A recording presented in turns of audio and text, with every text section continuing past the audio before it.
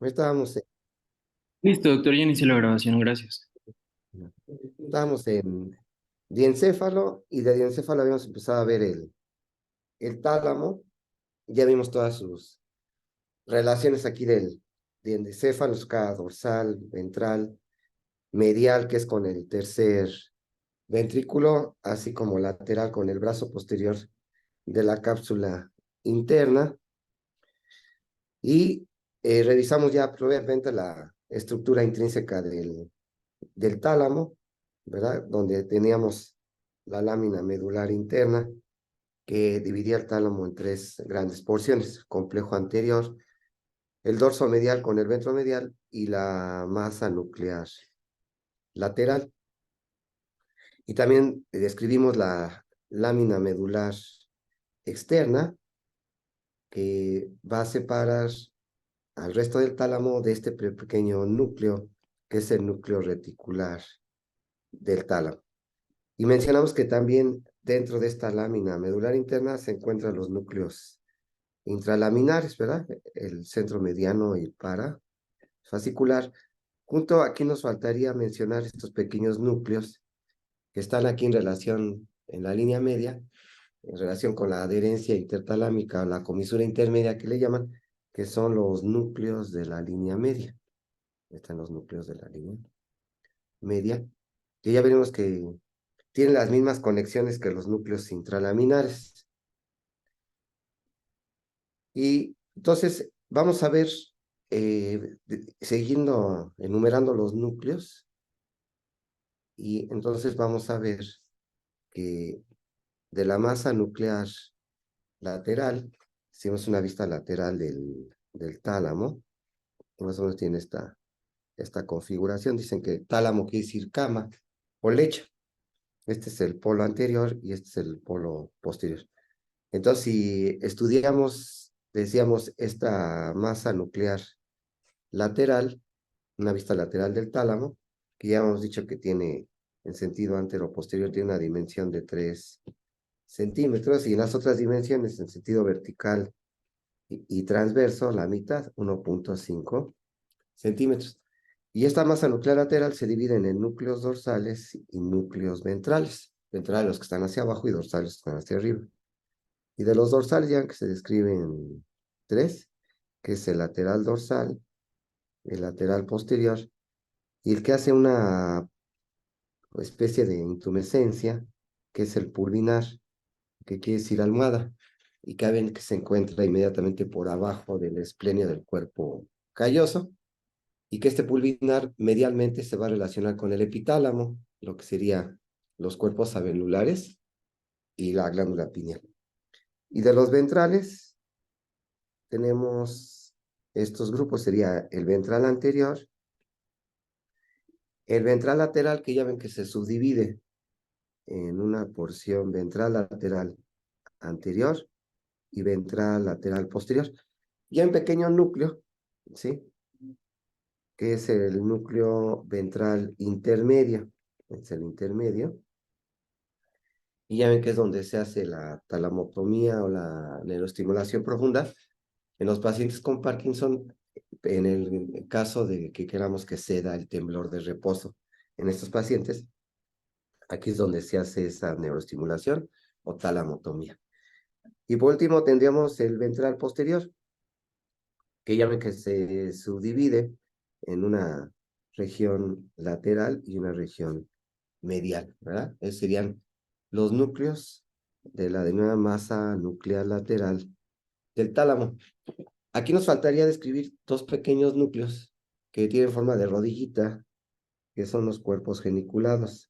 Uno que va a ser medial y otro que va a ser lateral. Y por ser, tiene forma de rodillitas, el cuerpo geniculado medial y el cuerpo geniculado lateral. Y hay que también le denominan el metatálamo, porque va más allá de los límites del tálamo, ¿verdad? Es el cuerpo geniculado lateral y el cuerpo geniculado medial. Entonces, de esa forma ya más o menos tendríamos identificados los principales núcleos del, del tálamo. Ahora, si vamos viendo las funciones de cada uno de estos núcleos, que va a depender sus funciones van a estar dependiendo de sus conexiones. Y entonces hay una clasificación que es muy antigua, pero todavía es válida, está la realizando. Y tenemos primero los núcleos que se van a comunicar directamente con la formación reticular, que son los núcleos intralaminares, que decíamos que es el fascicular y el centro mediano, y los núcleos de la línea media, que estaban ahí cerca de la adherencia intertalámica. Estos núcleos intralaminares y de la línea media van a recibir aferencias de la formación reticular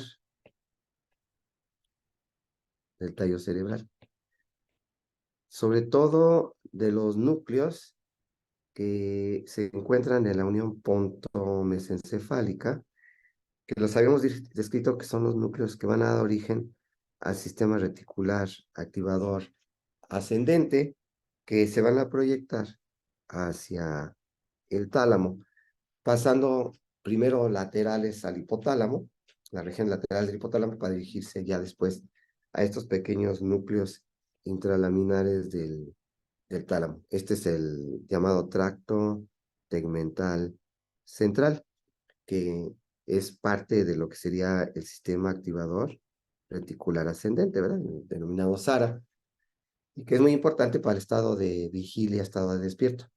Y entonces, las eferencias de estos núcleos, pues tiene que ser a toda la corteza cerebral, se van a proyectar a toda la corteza cerebral para regular el estado de despierto y dar el ritmo alfa en el electroencefalograma.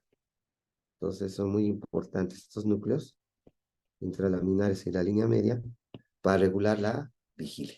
Es la trascendencia de estos núcleos.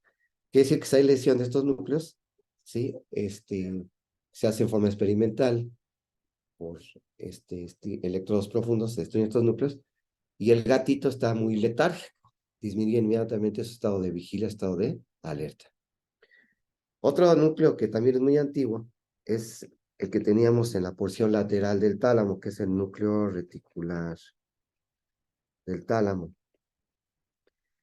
que habíamos mencionado que este núcleo reticular del tálamo, si aquí tenemos un corte coronal del tálamo, aquí es donde tendríamos este núcleo reticular del tálamo, que habíamos comentado que funciona como una especie de compuerta entre el tálamo y la corteza cerebral. Entonces aquí tendríamos las fibras tálamo-corticales y corticotalámicas.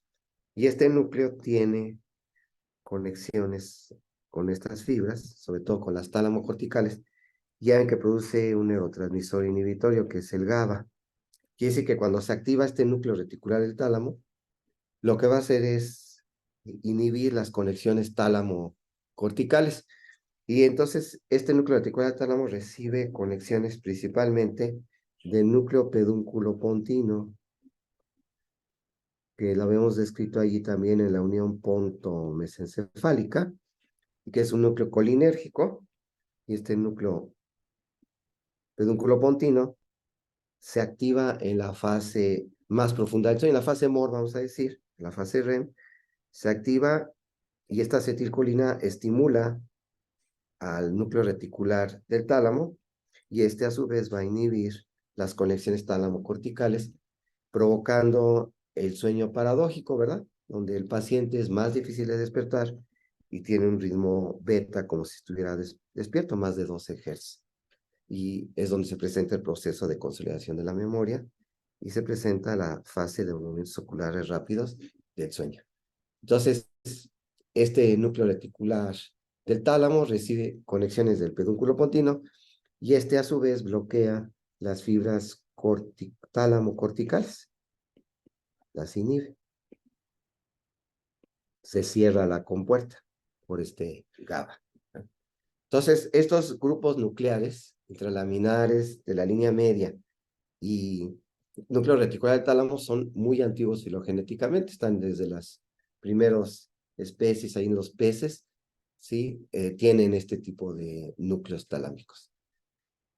Después tendríamos un complejo de núcleos que le llaman núcleos específicos, y se llaman específicos porque se van a proyectar a áreas corticales primarias, la motora, la somestésica, la visual, la auditiva, y algunos se proyectan a áreas motrices específicas, y como el área premotora. Entonces, de estos específicos, vamos a tener que son muchos de los que están aquí en la porción de la masa nuclear lateral.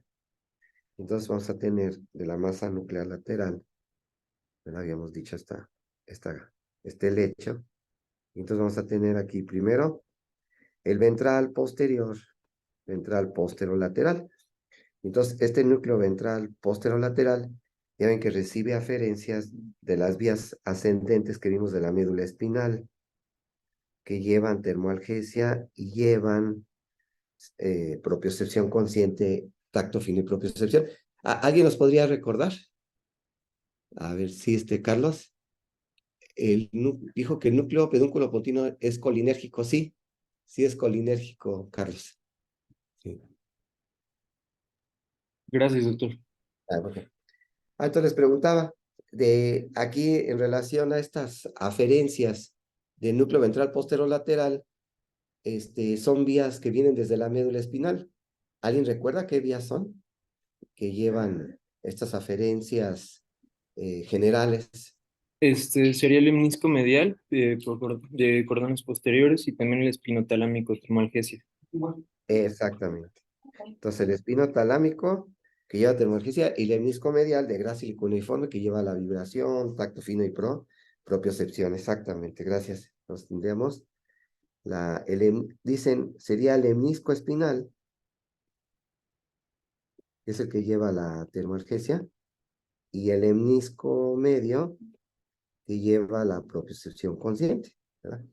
Y de aquí se llaman específicos porque se van a proyectar a áreas corticales primarias. ¿Alguien nos podría decir a dónde se van a proyectar este núcleo ventral posterolateral? ¿A dónde se va a proyectar?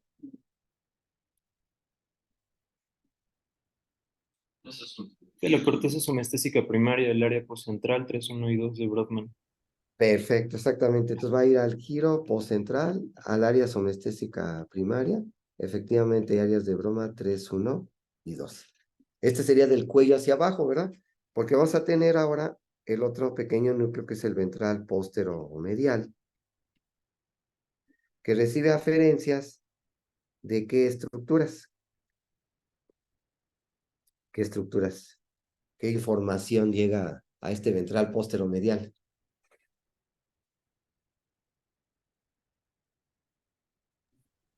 Pues son las mismas modalidades sensitivas, pero de la región de la cara. Exactamente. Estas son las fibras trigémino-talámicas, ¿verdad? Entonces aquí teníamos las trigémino-talámicas, que llevan que estos tractos trigémino-talámicos vienen de este núcleo largo del trigémino, exposición mesencefálica, núcleo sensitivo principal del trigémino y el núcleo del tracto espinal del trigémino. Y son trigémino talámico anterior, trigémino talámico posterior, pero a final de cuentas van a llegar a este núcleo ventral postero medial y también se van a proyectar, al igual que el ventral posterolateral, al giro postcentral, en las áreas 3 unidos de Brodmann, pero ahora sería en la representación de la cara, ¿verdad? Ahí en el homúnculo sensitivo de pene. Bien.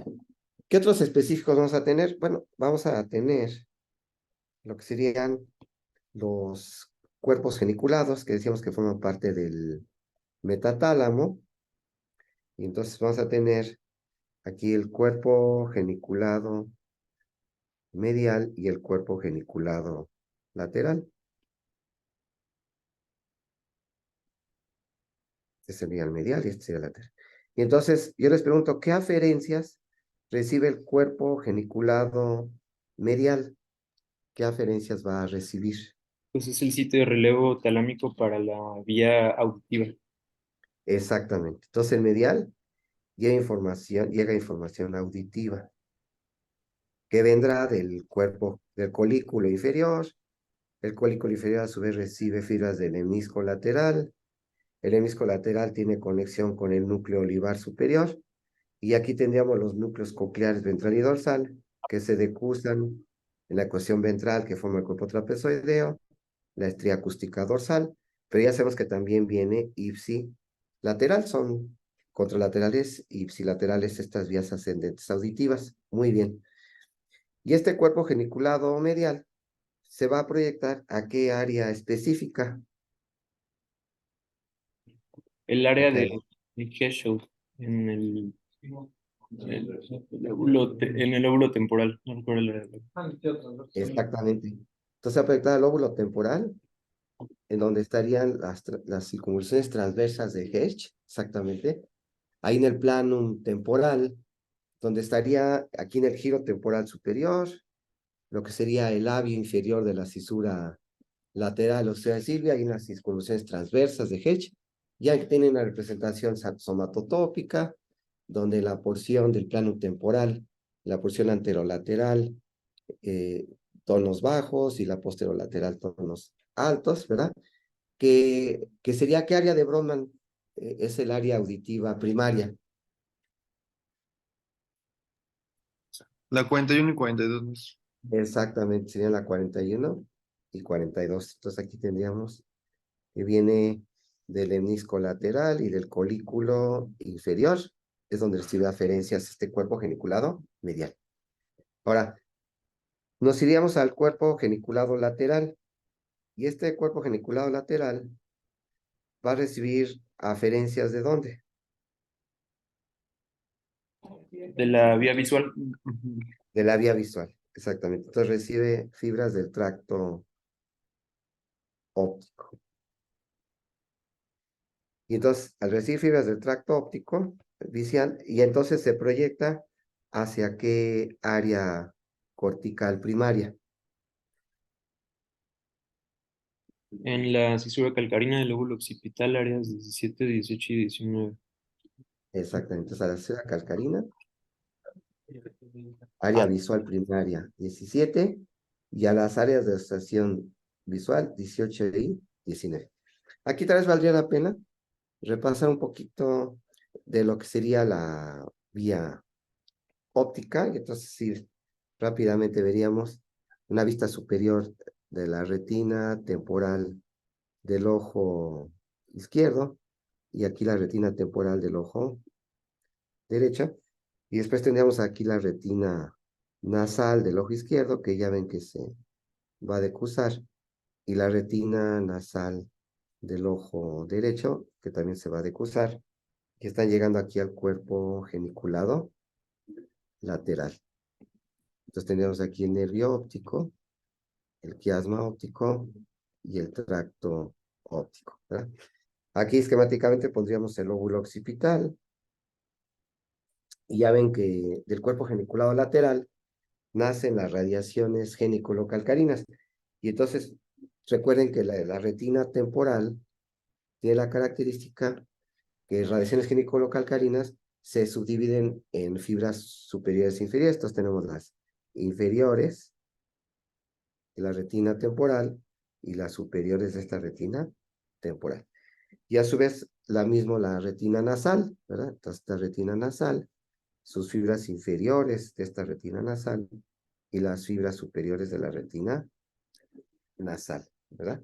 Y entonces se constituyen las radiaciones geniculocalcarinas superiores e inferiores. Tenemos aquí el cuerpo geniculado, y de la retina temporal, las fibras inferiores, las fibras superiores, y de la retina nasal, las fibras inferiores y las fibras superiores. Y son las radiaciones químico-calcarinas que van pasando por la porción lateral del ventrículo lateral. Y entonces las superiores están pasando por el lóbulo parietal, y mientras que las inferiores están pasando por el lóbulo temporal. Y entonces es importante saber todas estas proyecciones y ver qué información lleva cada retina del campo visual, ¿verdad? Y entonces la retina temporal, ustedes saben que ve los campos nasales de los ojos, mientras que la retina nasal ve el campo temporal de cada ojo, ¿verdad? Y a su vez, si vemos una vista lateral de la retina, esta pelotita así de ping-pong, la mitad de pelotita de ping-pong, Tenemos aquí un nervio óptico. Aquí está la retina superior y aquí está la retina inferior.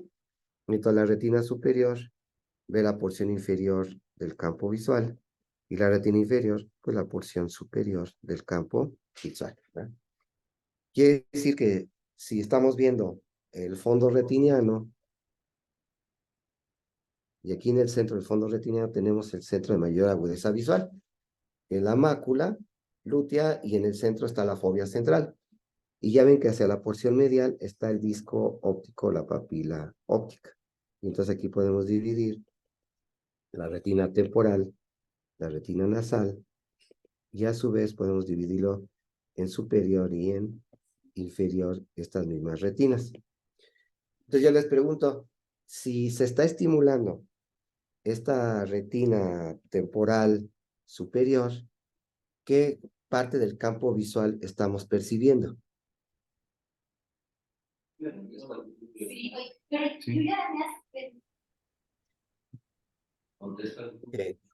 ¿Qué parte del campo visual estamos percibiendo? Si estamos aquí estimulando la retina temporal superior. Nosotros están invertidos. Sí. La nasal se ve temporal. La nasal inferior, ¿verdad? ¿Sí se entiende? Estaríamos viendo aquí la nasal inferior. Si estimulamos la retina temporal inferior, ¿qué parte del campo visual se está percibiendo?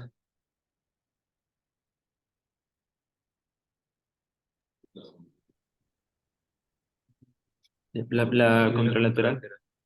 Ajá, sería la nasal superior, ¿verdad?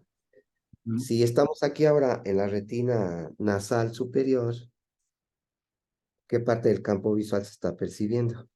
Temporal inferior. Temporal inferior. Y a su vez, de la temporal nasal inferior, pues será la temporal superior, ¿verdad? Por esto que decíamos que la retina superior ve el campo inferior y la retina inferior ve el campo superior.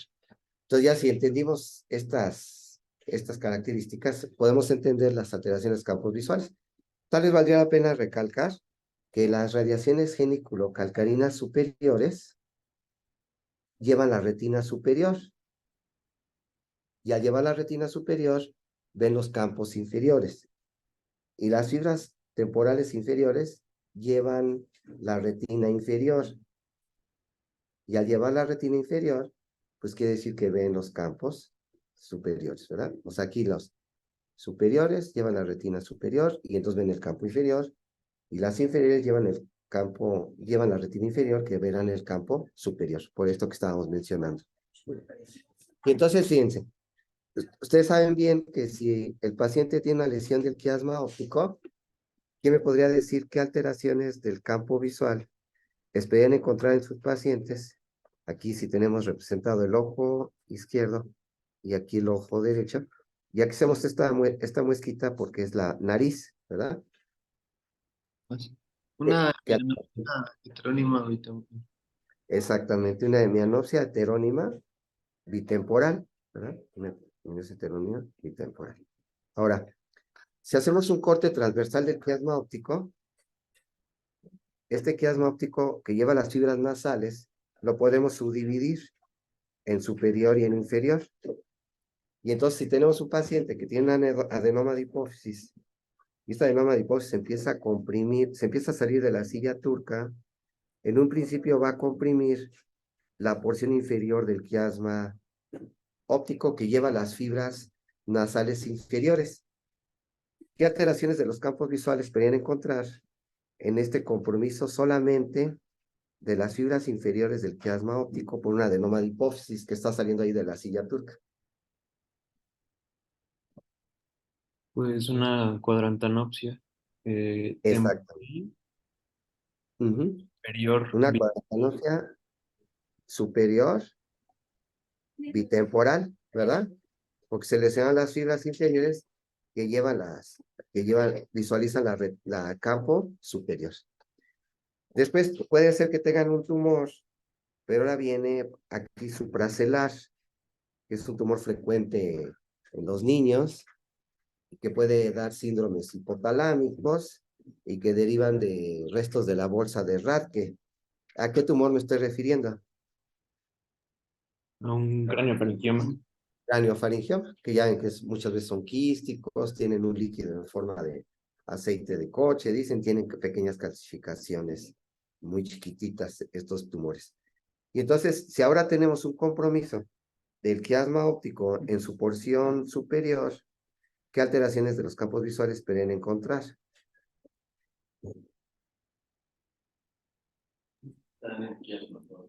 Sí, pues ahora sería una cuadrantanopsia binasal, pues sí, inferior.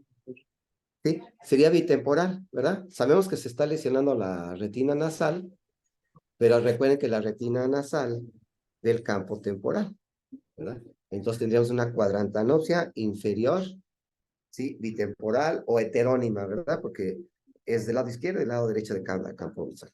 Muy bien. Ahora, si tenemos una lesión, un compromiso del tracto óptico izquierdo, ¿sí? ¿Qué alteraciones esperan ver en su ojo izquierdo y en el ojo derecho de este paciente? Del ojo izquierdo, ¿qué retina se está lesionando? La temporal y Y la entonces, nasal del contralateral, entonces habría una hemianopsia homónima. exactamente, tendría aquí pérdida del campo nasal del ojo izquierdo y estamos viendo que se está lesionando la retina nasal del ojo derecho que ve el campo temporal y entonces tendría efectivamente una hemianopsia temporal del ojo derecho. Y sería una hemianopsia homónima derecha, ¿verdad? Se perdieron las mitades derechas de los campos visuales. Ahora, no perdamos de vista que cuando se lesionó todo el tracto óptico, nos dio hemianopsia, ¿sí? Homónima contralateral a la lesión. Pero ahora resulta que no se lesiona todo el tracto óptico, sino solamente se van a lesionar las fibras inferiores que vienen del tracto óptico y que pasan por el lóbulo temporal, las radiaciones geniocolocalcaneas inferiores, o LASA de Meyer, ¿verdad? Que se llama. ¿Qué alteraciones visuales pueden encontrar en este paciente que tiene a lo mejor un tumor ahí del lóbulo temporal o tiene un absceso ahí del lóbulo temporal profundo? ¿Qué alteraciones pueden encontrar? Se lesionó la retina inferior del lado izquierdo.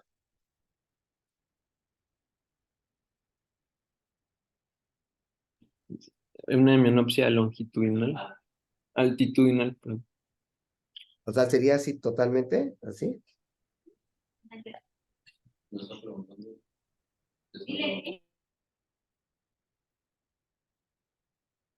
Así sería. A ver qué dicen. Bueno, pues cursaría con pérdida de visión periférica y conservación de la visión central. Pero con esto, ¿no? Y conservación de la visión central. A ver, fíjense bien. Cuando había lesión de todo el tracto óptico, nos daba esta hemianopsia, homónima derecha. Pero ahora piensen que no se lesionó todo el tracto óptico, sino solamente las fibras inferiores que llevan, que visualizan el campo superior. ¿Qué dicen? Es una cuadrantanopsia Exacto. temporal. Tendríamos una cuadrantanopsia, o sea, del ojo izquierdo se lesionan las fibras temporales, pero las inferiores, y entonces va a tener una cuadrantanopsia superior nasal. Y del ojo derecho se lesionan las fibras nasales, pero nada más las inferiores.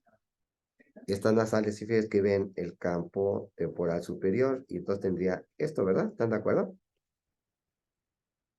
Entonces, esa sería una cuadrantanopsia superior homónima derecha, ¿verdad? Quiere decir que son los lados derechos del ojo izquierdo y el ojo derecho.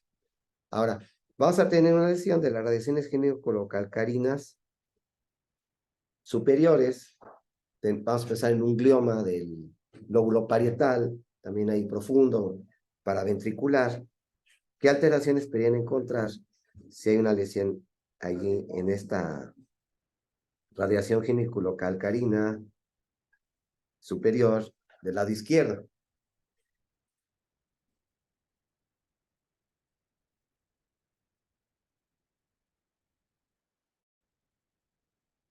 ¿Qué me dicen?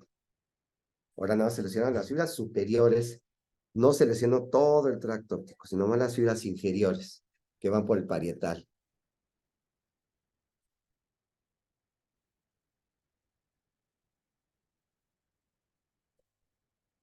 ¿Qué me dicen? Pues al quitar el campo visual superior, una menopsia altitudinal superior.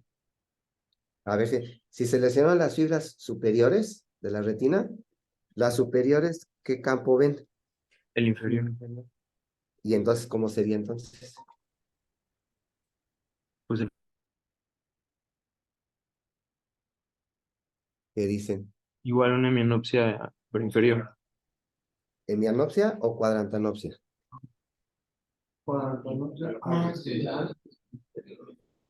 Sería una cuadrantanopsia inferior homónima derecha.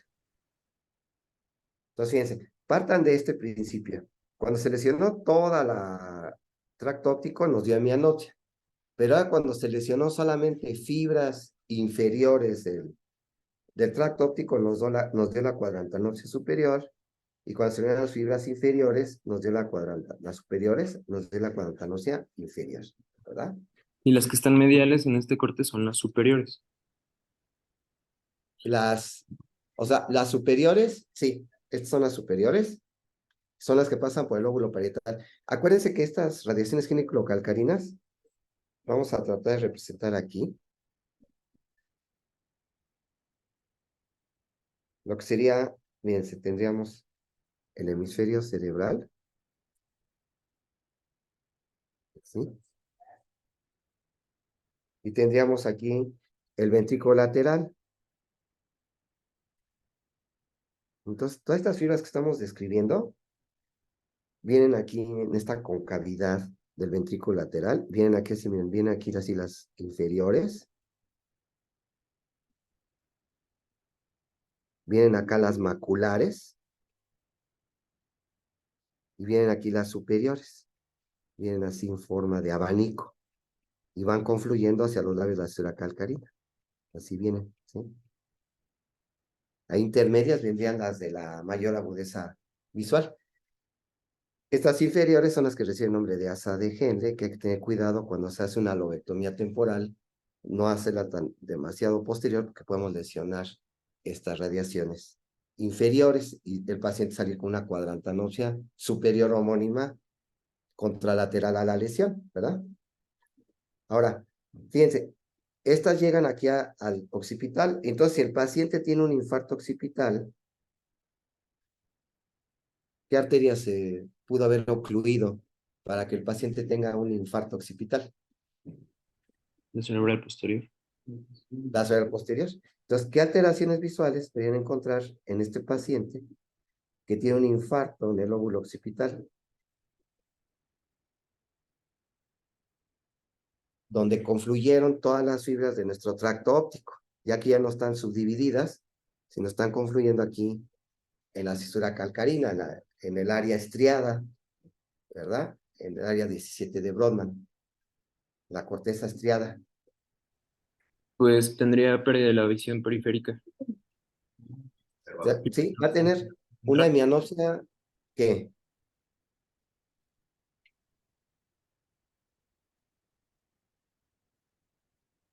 una hemianopsia Homónima. homónima derecha, ¿verdad? Pero efectivamente se conserva la visión central, la visión macular, porque esta visión macular, recuerden que tiene representación bihemisférica. Por eso cuando se hace la campiometría computarizada, se puede observar que el paciente tiene conservada la visión central o la visión macular, que es el centro de mayor agudeza visual. Entonces, fíjense cómo cuando es una lesión retrogeniculada occipital, me dio hemianopsia homónima derecha, pero también cuando tengo una lesión pregeniculada del tracto óptico izquierdo, me dio una hemianopsia homónima derecha. Entonces, son idénticas clínicamente, aunque sé que en la retrogeniculada se conserva la visión central.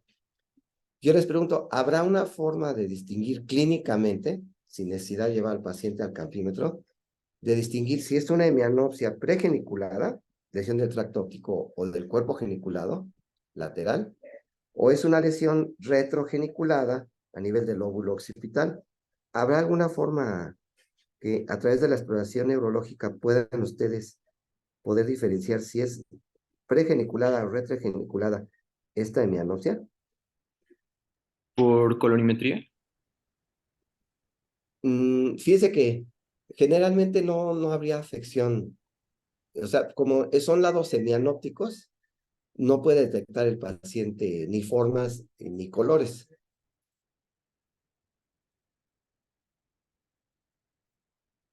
Fíjense, aquí les voy a poner, ustedes me dicen que estoy tratando de representar, miren. ¿Con A tablas ver, de Ishihara? ¿cuál es? Tabla de Ishihara.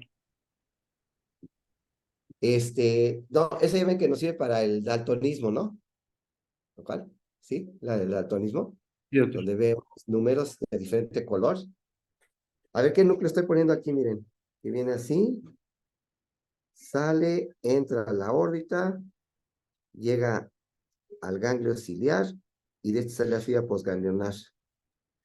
¿Qué El núcleo estoy tratando de representar? Westphal. Edinger-Westphal, que ya ven que es el que provoca integra el reflejo pupilar fotomotor y el consensual.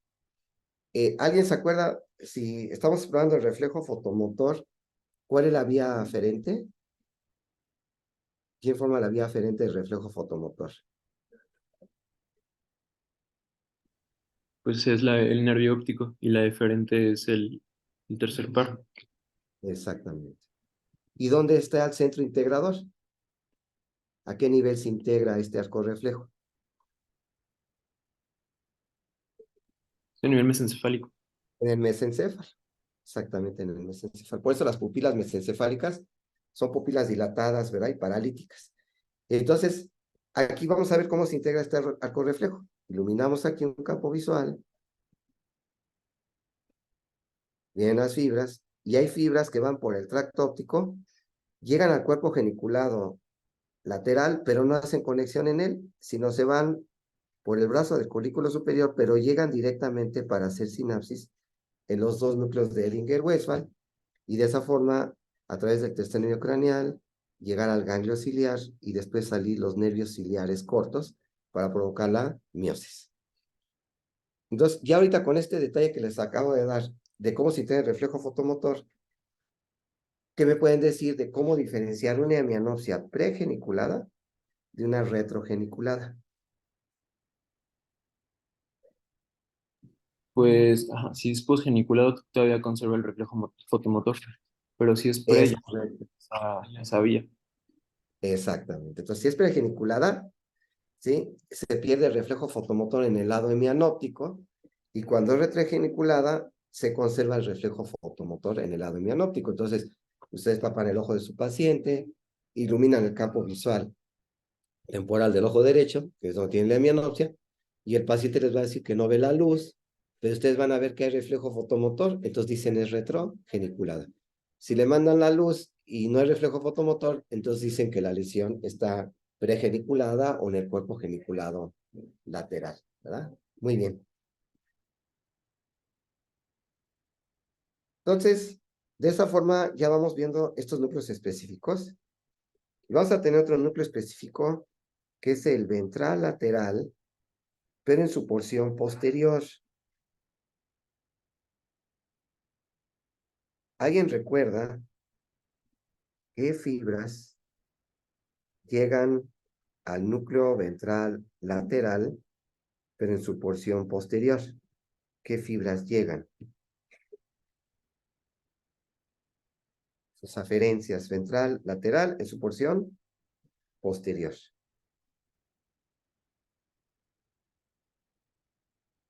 ¿De dónde vienen las aferencias?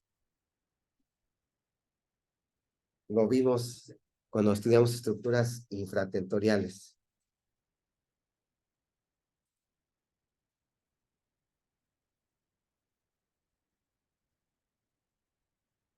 A ver qué dicen. Al posterior. No, pues, es el menisco medial y el menisco espinal No, bueno, eso es para el Estos posterolateral. serían, estos fueron acá, ¿verdad? Para el ventral posterior lateral, ¿verdad? Pero al ventral lateral posterior, a este. Ahí estoy tratando de representarlo, miren, ¿qué sería?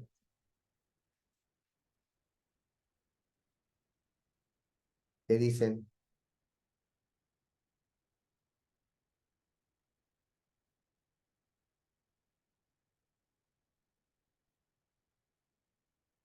¿De qué estructuras?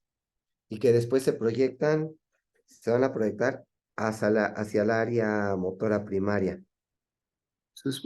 No son los núcleos de la base, ahí está representando el claustro y no sé si es el núcleo dentado. Exactamente, ya lo dijeron por ahí. Es el núcleo dentado y el núcleo interpósito. ¿Quién formaba el interpósito? ¿Quién constituye el interpósito? el globoso y el fastigiado. Exactamente. No sería el globoso y emboliforme. El fastigiado es parte del cerebelo, ¿verdad? El vestíbulo cerebelo. Entonces aquí es parte del neocerebelo y del paleocerebelo. Y son fibras cruzadas que salen del cerebelo a través de qué pedúnculo. ¿Qué pedúnculo estaría aquí? Y son fibras que se decusan, vienen del núcleo dentado del lado derecho y llegan al tálamo del lado izquierdo. ¿A través de qué pedúnculo?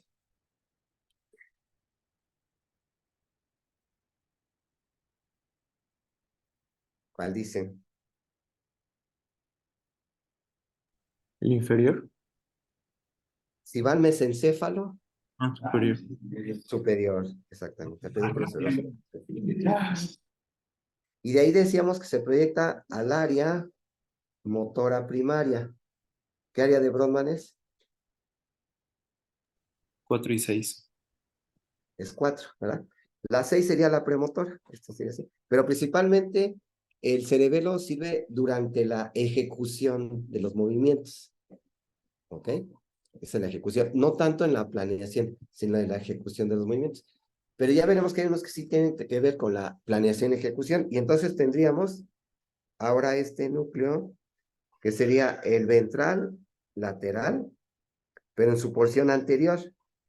Entonces la ventral lateral en su porción anterior. Recibe aferencias. ¿De dónde? ¿Dónde va a recibir aferencias? A ver. De núcleos de la base. Sí. Exactamente. El núcleo va sobre todo del globo pálido medial, ¿verdad? Recibe fibras pálido talámicas.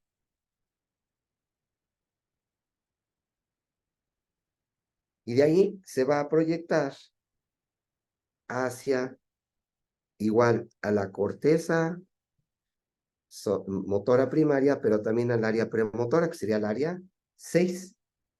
Y sirve tanto para la planeación como para la ejecución de los movimientos. Entonces también al área 4 y 6 de Brodmann. Ahí la área premotora y motora suplementaria.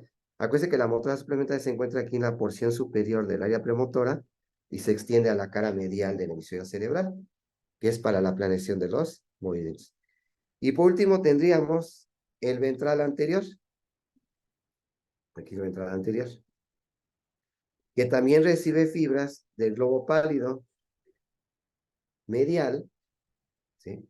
Pondremos aquí ventral anterior, también recibe fibras de pálido talámicas, pero ese tiene la característica que tiene una proyección más amplia. Se proyecta propiamente a casi todo el lóbulo frontal, incluyendo el área prefrontal. Entonces dicen que es muy importante aquí para la planeación de movimientos y también para regular ciertas conductas, ¿verdad? Porque va a la región prefrontal, dorsolateral, para funciones ejecutivas. A la porción orbitofrontal para toma de decisiones. Y también se proyecta a la región prefrontal en la porción anterior del cíngulo. Si ponemos en la cara medial del hemisferio cerebral, se proyecta aquí a esta porción anterior del cíngulo, la porción órbito prefrontal mesial, para la motivación, ¿verdad? Entonces, este ventral anterior tiene unas proyecciones más amplias ahí en el lóbulo frontal, incluyendo el área motora primaria, el área premotora, ¿sí? Junto con el área suplementaria, pero también a las áreas prefrontales, dorso lateral, órbito frontal, mesial, pero también al área 8 para los movimientos oculares conjugados. Entonces sirve también para regular los movimientos oculares conjugados. Este ventral anterior. Muy bien. Entonces, en 8 días terminaríamos de ver los otros núcleos, como sería el pulvinar, el lateral dorsal, el lateral posterior, así como el dorso medial y dorso lateral y el anterior, ¿verdad? Y de esa forma podríamos abarcar ya las principales funciones del tálamo y para posteriormente pasar al hipotálamo. ¿Alguna duda? No, no, maestro, no. De momento, no, muchas gracias. Muy bien. Entonces nos vemos Dios mediante en 8 días. Que tengan buena semana. Así será, doctor. Que esté muy bien, igualmente. Hasta luego. Hasta luego.